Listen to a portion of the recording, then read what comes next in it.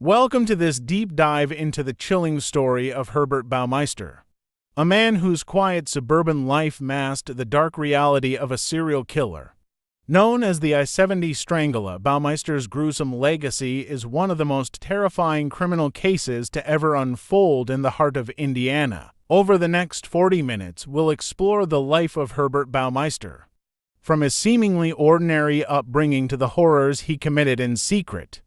We'll dive into his troubled childhood, his double life as a family man and a predator, and how his crimes remained undetected for years. We will also look at how Baumeister's actions changed the communities around him, and the lasting impact his story has had on those who followed the case. Prepare yourself for a chilling journey into the mind of one of America's most disturbing criminals. Herbert Richard Baumeister was born on April 7, 1947, in Indianapolis, Indiana. The oldest of 4 children, Herbert's early life seemed typical on the surface. His father was an anesthesiologist, and his family was considered well off. But beneath the seemingly ordinary childhood lay the foundation of something far darker. By his teenage years, it became evident that Herbert's behavior was not normal. He exhibited disturbing tendencies, such as an obsession with death and decay. It's been said that he once asked a friend what it would be like to taste urine, and at another point he found enjoyment in playing with a dead bird. Baumeister's fixation on morbidity only grew as he aged, but it wasn't taken seriously at the time. During his adolescence, his behavior became erratic. He grew more antisocial and exhibited signs of serious mental health problems. Eventually, his parents sought professional help, and Baumeister was diagnosed with schizophrenia, though he did not receive the long-term treatment he desperately needed.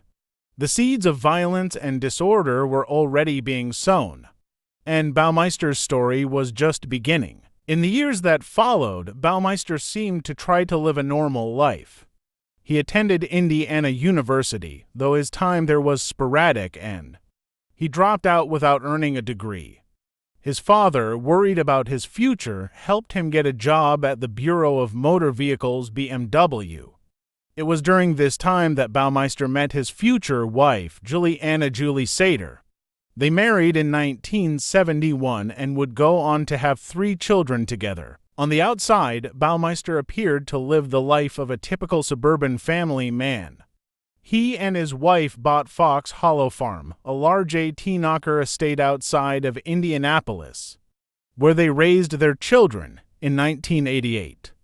Herbert and Julie opened a successful chain of thrift stores called Save-A-Lot, which appeared to turn their fortunes around. But underneath this veneer of success and domesticity, Herbert was leading a double life. As time went on, Julie noticed strange behaviors in her husband. Herbert's mood swings became more severe, and he grew increasingly distant. He began spending more and more time at their estate, often keeping to himself in the large pool house. Little did Julie know that her husband's private world was one of unspeakable horror. While Herbert Baumeister appeared to live a normal life during the day, by night, he would frequent gay bars in Indianapolis. It was here that his darker, violent tendencies came to the surface. Between the years of 1980 and 1996, a string of young men went missing in the area, all of whom were last seen at bars frequented by Baumeister. Many of these men were found dead along the I-70 corridor, which runs between Indiana and Ohio.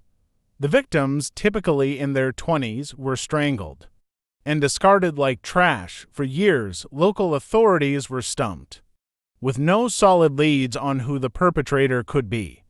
It wasn't until the mid-1990s that investigators began to piece together the horrifying puzzle. In 1994, a private investigator named Virgil Van Dagriff began looking into the disappearances after being hired by the mother of one of the victims. As the investigation progressed, a young man came forward with a terrifying story. He claimed to have survived an encounter with Baumeister, who had attempted to strangle him during a sexual encounter at Fox Hollow Farm. This survivor's account gave police the lead they needed. Despite the emerging clues, Baumeister's wife, Julie, initially refused to believe the accusations against her husband. But in 1996, after finding human bones scattered in the woods behind their property, she finally allowed police to search Fox Hollow Farm. What they uncovered was nothing short of horrifying. Authorities found the remains of at least 11 men on the property. Bones were scattered across the estate, some burnt, others buried in shallow graves. These were the victims of Herbert Baumeister, men who had trusted him, only to meet a gruesome fate. Baumeister's method of killing was cold and calculated.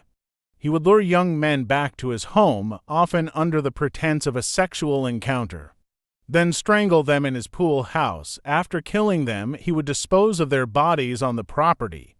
Some accounts suggest that he enjoyed the act of killing, taking his time to toy with his victims before finally ending their lives. Before police could arrest him, Herbert Baumeister fled to Ontario, Canada.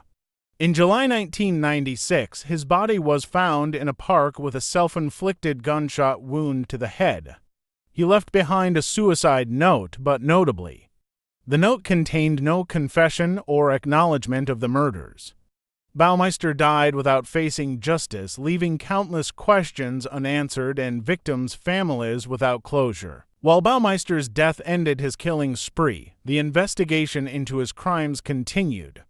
Many believed that the true extent of his killings went far beyond the 11 men found at Fox Hollow Farm. It's suspected that Baumeister was responsible for the deaths of numerous other men along the I-70 corridor, earning him the moniker the I-70 Strangler. Fox Hollow Farm, once a symbol of suburban success, became a notorious site of horror. The property has since gained a reputation for being haunted, with subsequent owners reporting strange occurrences and sightings of ghostly figures. It's a dark reminder of the evil that once took place there. Herbert Baumeister's story is one of contrasts, a seemingly normal man living a suburban life who harbored a dark secret as a violent predator. His crimes shocked the nation and left an indelible mark on the community. Baumeister's ability to live a double life as both a family man and a serial killer is a chilling testament to the depths of human deception. The case of Herbert Baumeister serves as a reminder that evil can hide in plain sight. And sometimes those who seem the most ordinary can harbor the darkest secrets. Thank you for joining us on this deep dive into the terrifying story of Herbert Baumeister. Be sure to like, subscribe, and share if you want more true crime content. Stay tuned for more stories from the dark corners of human history, and until next time, stay safe.